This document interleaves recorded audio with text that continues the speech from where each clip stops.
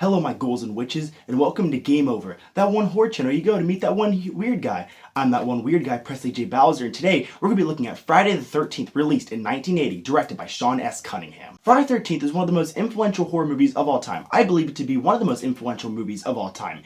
It was such a low thing that Sean S. Cunningham created that got such a high appraisal.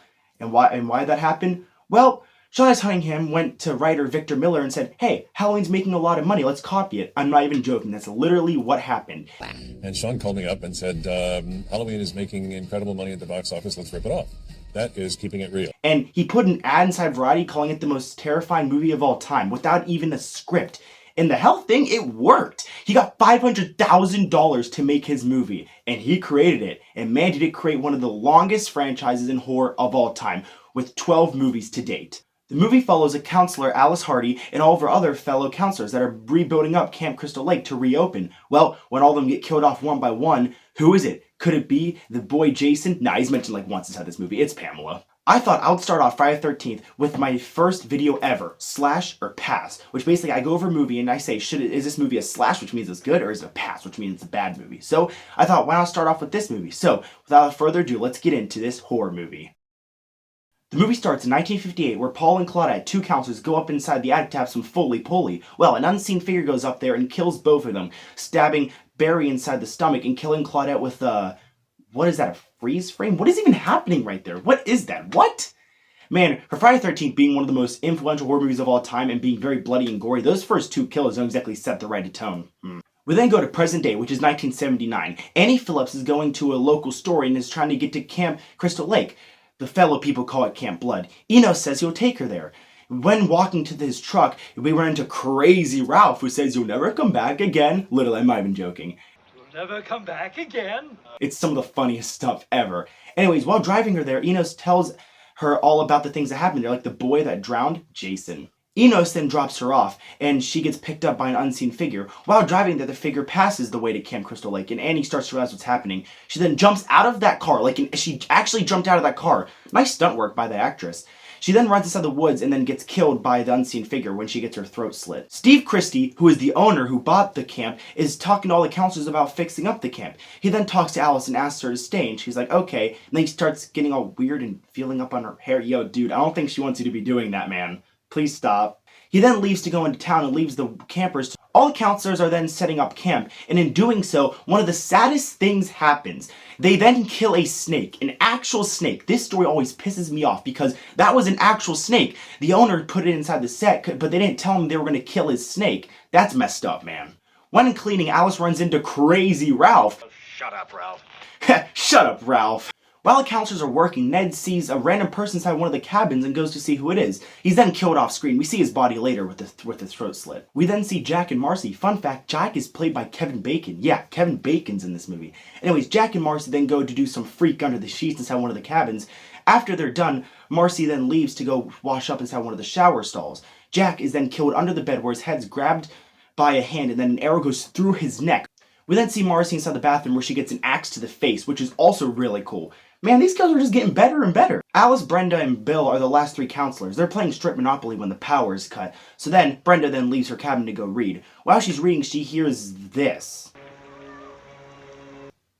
Yeah, I'm just trying to imagine Pamela trying to do that little baby voice. Whatever. She then goes outside and realizes she's at the archery range where she's then shot with a couple arrows off screen. We see her body later thrown through a window with what looks to be a rope around. I actually have no idea what the hell's going on with that. Alice and Bill then start to realize that there's something up, like that axe in the bed. Damn, Jason, you like to show off, don't you? They then go to call the police, but the phone line was cut, so then they have to try to find another way to get there, like go into the car. Then realize that the car was also sabotaged. Steve's been at a diner this whole time. Oh yeah, did you forget about him? Yeah, he's a character here. He then comes back and gets killed off screen with a stab to the stomach, I'm pretty sure. I don't know, he just does a weird face where he's just like, ugh. Next, the lights are then cut, and then Bill goes to the generator to see if everything's alright.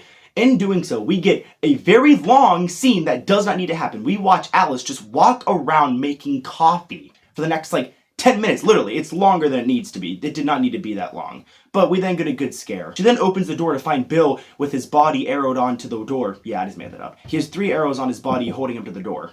Once she sees that, she then goes to block the door, where we get another long shot. 2 minutes of her just blocking this door with a bunch of random shit she finds all around. And then she's standing by the window where we see Brenda's body thrown through the window. Alice then runs outside and runs into Pamela Voorhees. Finally, we see the killer. Yes, she's the killer. How are you supposed to guess what this whodunit? Yeah, it's stupid. I'm not gonna lie. I know a lot of people like her, and I really do like her, but the whodunit aspect does not make sense because how are you supposed to guess the unknown mother of the one-time mentioned kid was gonna be the killer? It's kind of stupid. Pamela starts acting all weird and talking about Jason and all that, and then goes to attack Alice where they fight. In doing so, Alice gets slapped around and Pamela gets slapped around. It's just a slap around all back and forth. When running away, Alice runs into Steve's body, which falls out of a tree hanging. She then runs into Alice's body, which is inside the Jeep that Pamela came inside. So instead of getting inside the Jeep and leaving, she just shuts the door and runs away. I mean, I guess she's scared, but come on, man. Pamela then eventually catches up to Alice, and Alice knocks her out with a frying pan, and instead of double tapping her, like she should, she just leaves to go to the beach. So when she gets to the beach, Pamela then goes after her with a machete, where Alice then knocks out of her hand. Alice then grabs the machete and cuts off Pamela's head. Oh my god, that is so freaking gruesome and cool. That's awesome. We then see Alice get into a canoe and go onto the lake, and then we see her wake up on the daytime. She's then sitting there, and then this happens. Yeah, that's actually a really cool ending. Imagine if they repeated that a couple more times in the next couple movies. We then next see that she wakes up inside a hospital and talks to the police officer about the boy that she saw, who's Jason. But he says there was no boy, and she's like, he's still out there. And then the movie ends with a zoom in on the lake. So, was this movie a slash or a pass? Here's my personal opinion on this movie. I do enjoy the movie, don't get me wrong, but man, is it slow. I get it. It's 1980, and it was the first movie in the series, but there were so many unnecessary scenes that were drawn out that didn't need to happen. Like, suddenly her making that coffee for like 10 minutes, and then her guarding that door. Like, it did not need to be drawn out like that. And the whodunit aspect, completely messed over. How are you supposed to know that was Pamela? Although Betsy Palmer does an amazing job as Pamela Voorhees, so give credit where credit is due.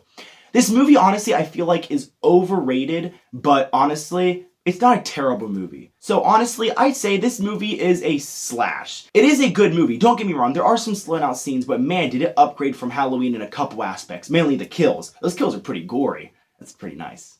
So, there it is right there, guys. Friday 13th, 1980. That is a slash. I give it a guaranteed thumbs up. Anyways, have an amazing night and be spooky. Hey guys, thank you all for watching my first video. Sorry if I talk too fast or if it's not perfect. I would like to make this channel into something cool going through these movies. I'll release a couple more, possibly a couple more videos. I'm hoping to do one each week, released on a Sunday. Just, that's when YouTube, I think a lot of people watch YouTube, so I thought, it'd be good. I want to start off with the Friday the 13th series, one of the most influential horror movies. I know I keep on saying it, but it's true. Without further ado, hope you guys really did enjoy this. I mean, I tried my best. It's not perfect. Hope you guys enjoy my setup. I'll slowly be adding things. You can always look out for the backgrounds and stuff, moving around a little bit. So, I just thought I would create this channel for people who love horror just as much as I do. So, thank you all. Hey, have an amazing night, guys.